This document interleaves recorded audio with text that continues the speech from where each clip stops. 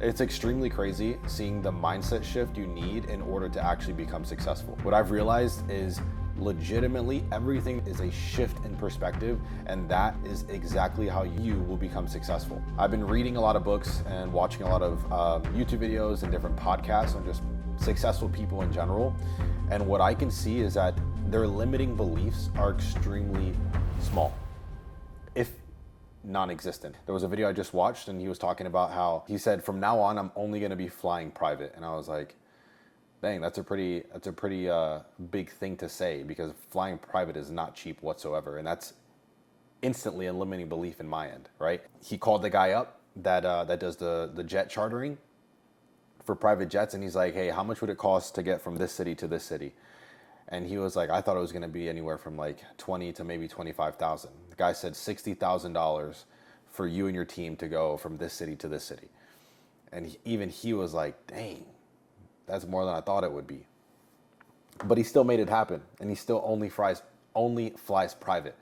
So just his belief in saying, okay, I'm going to figure this out. And then when he got there, apparently he went to a convention and he sold over $200,000 worth of stuff at a specific talk that he did. So, I mean, it was a net positive ROI. And then after that, he just continued to dial in on his systems and just continue to grow. So flying private for him is no longer a big thing, right? And for us, it could be one of those things where it's like, that's a little bit more expensive than I thought. But realistically, once you do it once, it becomes a standard. That's what's funny about life. Like once you buy a nicer car, it becomes a standard. And now it's almost impossible to go back, which then forces you to make better decisions and fail a lot quicker. I think failing a lot quicker actually leads to success. The more you try something, the quicker you'll find the outcome that you're wanting. For me, that looks like taking a bunch of sales calls, not really knowing what I'm doing, having a decent framework, obviously not going in there completely lost, but just continuing to fail over and over and over again until eventually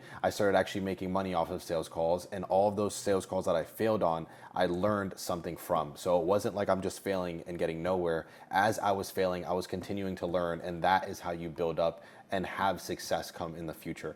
So right now, if you are in a moment where you're just like, I don't want to do this because what if I mess up, or what if this happens, or what if that happens, just do it. Like legitimately just do it. Like Shia LaBeouf over here, I just did a podcast with one of my buddies, Brady, and he brought that exact analogy out where it's just like legitimately just do it. Because looping this back, the quicker you fail, the faster you will succeed. So that is one nugget. The second one is this: stop storing your money. If you're just saving your money just to save it and you don't have a plan for it, that is not biblical. If you remember the story of the 3 talents, who was the wicked one? The wicked one was the one that didn't do anything with the money, just kept it safe, right? That was the person that was called wicked in the Bible. We're supposed to be deploying our money to expand our businesses and our lives. And then in turn, that's going to expand the kingdom. So little did I know, I was actually doing this for the majority of time, and I still have money saved up. It's not like you're supposed to have no money saved up, but realistically, there's people that don't know really what they're doing. They just work to work, and they're just like, all right, I'm just going to keep saving this, and I'm going to keep saving this. Versus if you invested your money, and instead of saving, I mean, realistically, a good return in the stock market is what, like 8%? If you created a business and you started taking the money that you're saving in your business, if you started taking the money that you were saving and then instead investing that into a business, you will be making a lot more than 8%. 8% in a business is honestly extremely low, especially at the start. Your return on investment at the start is going to be insane. And usually as you scale, things start to, come down a little bit. But realistically, that's what we should be doing. Invest and put our money to work, actually deploy the money that we have, and you're going to see the fruit from it. And if you're going back and forth on different business ideas or whatever the case may, literally just choose one that you're decent at. Choose one that you're going to have an advantage over the other ones. I know a lot of things that people do, including myself, is they try to go after whatever is hyped up. Like for me, I was always doing video work, and I was like, okay, screw the video work. I want to do SEO because I see this person having success. So I literally tried to have an SEO agency for over 4 or 5, probably 6 months.